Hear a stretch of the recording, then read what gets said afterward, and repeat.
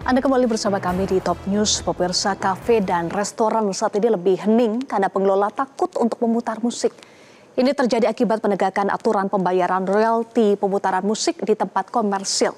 Memutar musik di tempat komersil seperti itu seperti menjadi jebakan karena konsekuensi hukum yang tidak terduga. Bagaimana pemerintah merespons masalah ini? Berikut ulasannya dalam Top Review.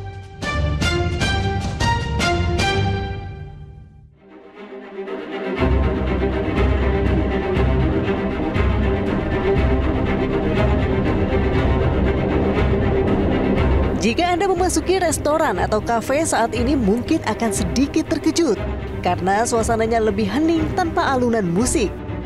Ya, para pemilik restoran dan kafe saat ini ramai-ramai menghentikan pemutaran musik karena khawatir terkena konsekuensi kewajiban membayar royalti atau konsekuensi hukum jika tidak membayar. Sebuah kafe yang memutar musik dan karya seni lainnya tanpa izin bisa dianggap melanggar hukum. Lembaga atau asosiasi yang mengelola hak cipta musik bisa menuntut pemilik kafe yang memutar musik tanpa membayar royalti. Tuntutan ini bisa berakhir dengan denda yang besar yang tentunya bisa sangat merugikan usaha kecil. Masalahnya terkadang pemilik kafe merasa bingung mengenai siapa yang harus mereka bayar dan berapa biayanya. Ketidakjelasan ini membuat banyak pemilik kafe memilih untuk tidak mengambil risiko. Lalu berapa royalti yang harus dibayar kafe yang memutar musik berhak cipta? Komisioner LMKN bidang collecting and lisensi Yesi Kurniawan menjelaskan bahwa royalti yang harus dibayar dihitung berdasarkan jumlah kursi efektif. Saya mau menyampaikan pertama, tentu kami sangat menyayangkan ya kalau teman-teman dari pengusaha restoran dan kafe ini seperti ketakutan ya memutar lagu dan musik, terutama lagu-lagu Indonesia. Sebetulnya nggak ada masalah, silakan putar, dan kemudian dengan kita di Lembaga Manajemen Kolektif Nasional kita akan bisa berdiskusi, kita akan bisa membantu bagaimana menghitung ya berdasarkan jumlah kursi yang efektif ya. Jumlah kursi yang efektif, dan itu kita berikan keleluasaan kepada pengusahanya untuk melaporkan kepada kami berapa sih tingkat okupansi rate dari sebuah restoran kafe itu. Nanti kita kalikan dengan 120.000 rupiah untuk satu kursi 1 tahun. Itu satu, sesuai dengan tarif yang sudah disahkan oleh keputusan menteri. Pertama saya mau menjelaskan 120.000 itu kita bagi dua dulu ya. 60.000 buat pencipta lagu, kemudian 30.000 untuk pelaku pertunjukannya, dan 30.000 lagi untuk produser pemilik karya rekamannya. Ya, terkait dengan itu dipukul rata bahasanya tadi, sebetulnya penerapannya kita kepada seluruh kafe dan restoran ya, itu berdasarkan efektif area atau efektif kursi yang dilaporkan secara self assessment oleh pengusahanya. Tentu misalnya kita sangat percaya kalau 100 kursi yang ada di kafe kita kan tidak setiap hari penuh. Kan begitu, tidak mungkinlah dalam satu hari itu sekian jam operasi kita penuh terus. Oleh karena itu kita sampaikan melalui satu form, lalu kita minta mereka mengisi berapa jumlah kursinya dan berapa tingkat kehunian daripada kursinya. Nah, itu yang kita hitung, Mbak. Masalahnya, mengurus perizinan dan pembayaran royalti bisa jadi proses yang panjang dan membingungkan. Pemilik kafe terutama yang baru memulai mungkin tidak memiliki waktu atau sumber daya untuk mengurus semua dokumen yang diperlukan. Untuk mengatasi hal ini ada beberapa solusi yang bisa dipilih pemilik kafe. Misalnya menggunakan musik yang bebas hak cipta atau musik dari musisi independen yang memang mengizinkan karyanya diputar di tempat umum.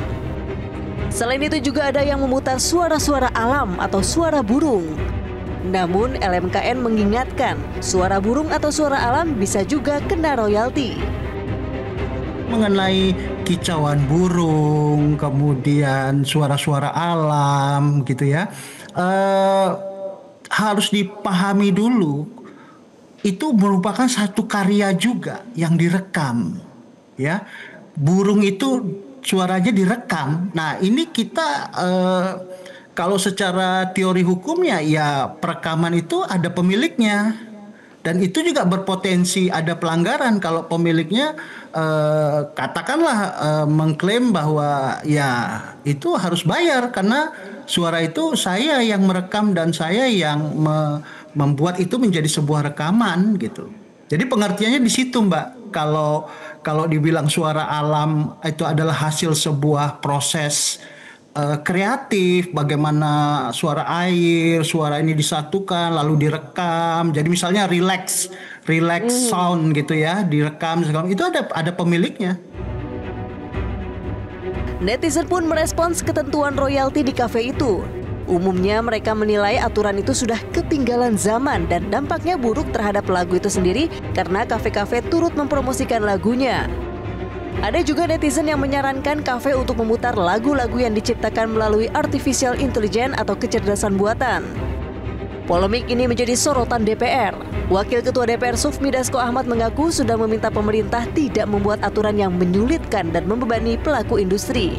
Revisi Undang-Undang Hak Cipta saat ini tengah dalam proses pembahasan di DPR. DPR RI juga mencermati dunia promosikan yang beberapa saat ini ada dinamika.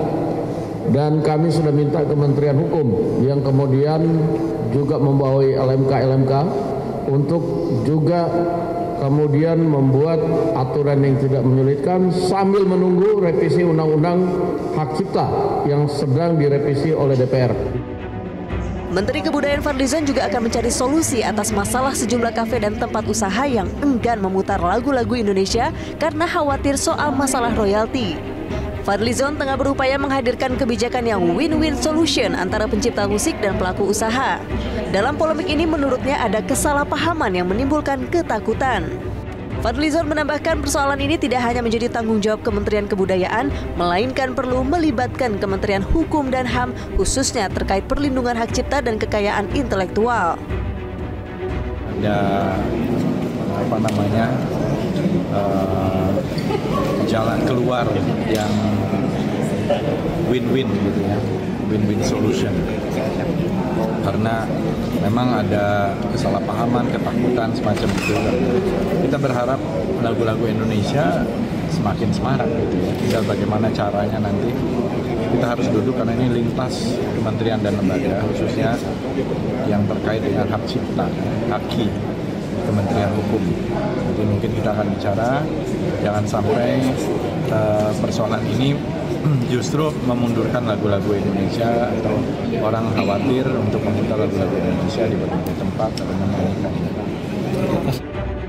Sejatinya menyelesaikan polemik hak cipta musik di Indonesia tidaklah sulit.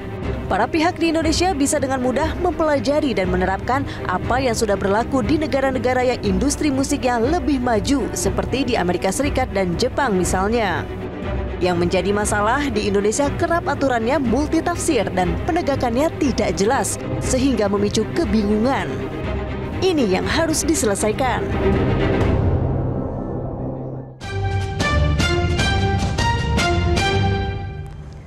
Jelajahi cara baru mendapatkan informasi. Download Metro TV Extend sekarang.